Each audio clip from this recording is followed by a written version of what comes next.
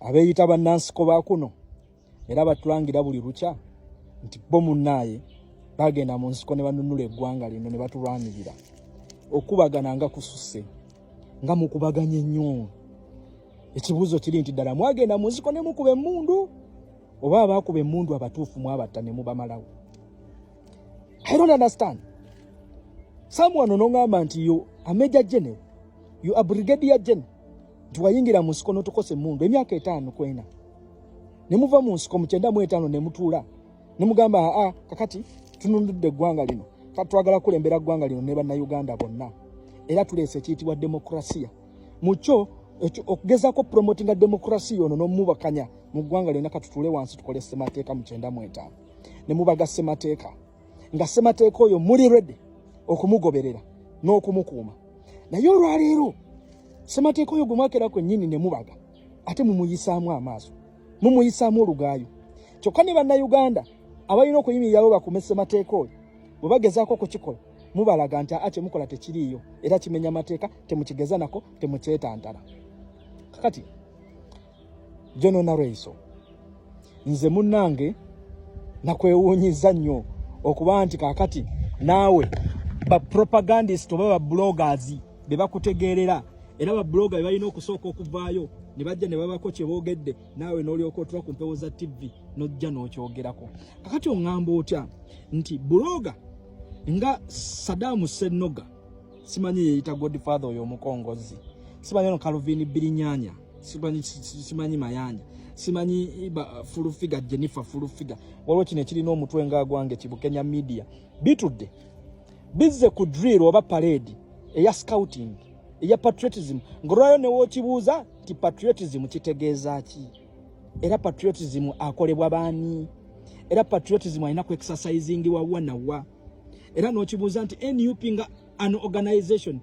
ate specifically a political organization erwanirira okulembera eggwanga lino nti terina kubeera na patriotism wingi oba erina okubeera nayo.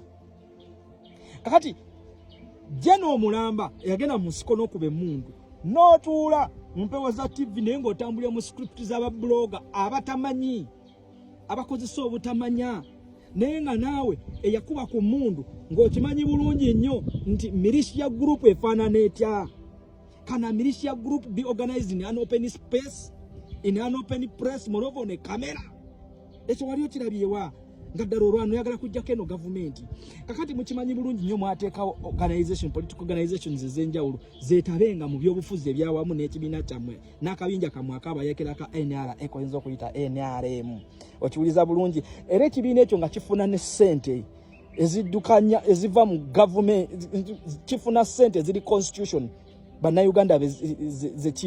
ze bakiwa okuddukanya emirimu gy'ekibiina ng'ekimu ku mirimu gino gye gya patriotism abaana okubagaza eggwanga lyabwe n'okeera ku makya n'ogiyita militia group naye nga tekuli kyebambadde kyefaananyiriza kyamagye wabula mbu olw'okuba bakubye salutes n'abascouts bazikubanga this is their boats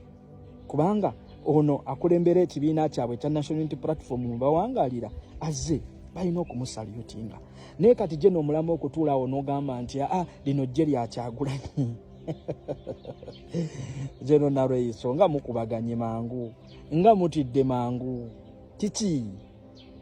mulaba abaana tebabalekeddewo soft landing wonna we mugenda kuddukira ndi wano okubiriza abaana bonna bafuti soja abali eyo nkiddamu okwambala red ovolo n'okuba beretyo tekimenya mateeka era mwambale red ovolo ne bereti zammwe kubanga kyekibafuula unique kyekibafuula organized kyekibafuula smart n'okubaawula ku bantu abalala oba militia group bonna obuyinza okutegekebwa state eno okukola effujjo ku bantu bw'oli wanjawulo oluubirirwa kulembera ggwanga lino Uganda. Era